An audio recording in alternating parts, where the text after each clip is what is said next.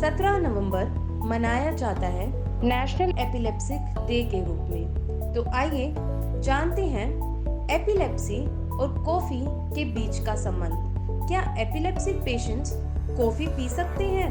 क्या कॉफ़ी पीने से एपिलेप्सिक पेशेंट्स को कोई तकलीफ नहीं होती? इसी की चर्चा की गई है मेडिकल जर्नल ब्राज़ील में की गई एक केस स्टडी में। केस स्टडी के अनुसार एपिलेप्सिक पेशेंट्स यदि कॉफ़ी का सेवन करते हैं तो कॉफ़ी स्टिमुलेंट की तरह काम करती है। स्टिमुलेंट यानी कि वो एपिलेप्सी की कंडीशन को और भी घातक बना देती है। नेचुरल लाइफस्टाइल में बार बार इस बात पर जोर दिया जाता है कि कॉफ़ी का सेवन नुकसानदायक हो सकता है। और देखिए, इसी मेडिकल जर्नल में ये साबित भी किया गया है कि कैसे एपिलेप्सिक पेशेंट्स के लिए कॉफ़ी का सेवन घातक बन सकता है और वो चाहकर भी कितनी भी दवाइयाँ खा लें पर उनके लिए ठीक होना मुश्किल रहेगा। तो चलिए जानते हैं एपिलेप्सी के बारे में डॉक्टर सुरेश कुमार से। देखिए, एपिलेप्सी एक हमारे ब्रेन से रिलेटेड कंडीशन है। इसको डिजीज़ बीमारी नहीं बोलेंगे। It is a physiochemical process जो हमारे ब्रेन के इलेक्ट्रिकल सिस्टम से रिलेटेड है। एपिलेप्सी कई किस्म की होती है। इन नटशेल जैसे बोलते हैं मिर्गी, बड़ा दौरा, छोटा दौरा, पार्शियल एपिलेप्सी, पैटिटिमल, ऐसे कई वैरायटीज़ हैं। तो ज़्यादा डिटेल में मैं नहीं जाऊंगा। लेकिन ये इलेक्ट्रिकल कंडीशन जब हमारे ब्रेन की डिस्टर्ब हो जाती है तो एक डिस्चार्ज, कुछ अनकंट्रोल्ड डिस्चार्ज ब्रेन में प्रोड्यूस होता है, जिसकी अलग अलग वैरायटीज़ भी हैं। कई तरह की वेव्स हैं जो हम ईईजी में डिटेक्ट करते हैं, अल्फ़ा वेव, बीटा वेव, कोई डेल्टा वेव, ऐसे सो मैनी थिंग्स। उन वेव्स में कहीं इलेक्ट्रिकल डिस्चार्ज बहुत ज़्यादा हो जाए तो दौरा पड़ जाता है, जिसे मिर्गी बोलते हैं या एपिलेप्सी बोलते हैं। Over stimulation of brain is called एक कंडीशन एपिलेप्सी। अब एपिलेप्सी में हमारी एलोपैथी में बहुत सी दवाइयाँ दी जाती हैं जिससे उसको कंट्रोल किया जाता है कि वो इलेक्ट्रिकल जो डिस्चार्ज है उसको कंट्रोल वे में जो चाहिए वो with the help of medicine हम उसको ठीक करते हैं। लेकिन वो कोई पक्का इलाज नहीं है। एपिलेप्सी जो है, मैंने बताया कि कई किस्म की होती है।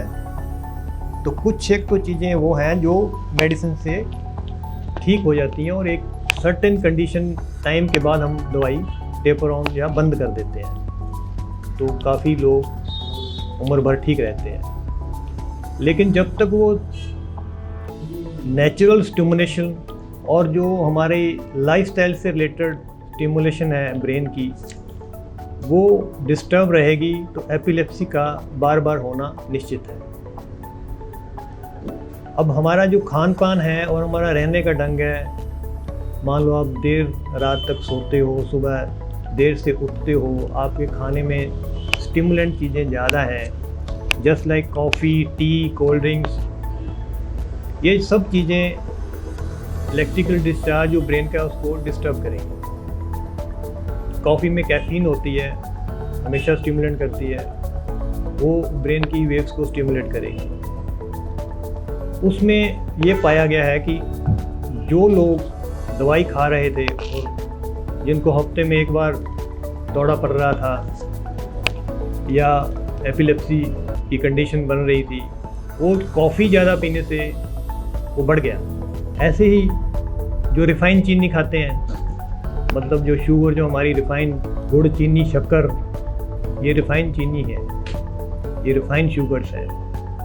इनसे भी ब्रेन का जो है इमीडिएट एनर्जी लेवल बढ़ता है और एपिलेप्सी की कंडीशन बढ़ती है। ऐसे हमारे रिफाइंड फ्लोर हैं, फ्लोर मीन खाने वाला आटा, मैदा, सूजी, ये चीज़ें भी इसको बढ़ाती हैं। और कई तरह की मेडिसिन हैं जो लोग एज ए स्टिमुलेंट यूज़ करते हैं, नशे की चीज़ें हैं, उनसे भी बढ़ेगा। इवन जो हमारे खाने में लोग लहसुन का प्रयोग करते हैं, वो एक स्टिमुलेंट फूड है, वो हमारी ब्रेन वेव्स को बदल देता है। हम मेडिटेट नहीं कर पाते, हम कंसंट्रेट नहीं कर पाते, हमारी नींद डिस्टर्ब होती है।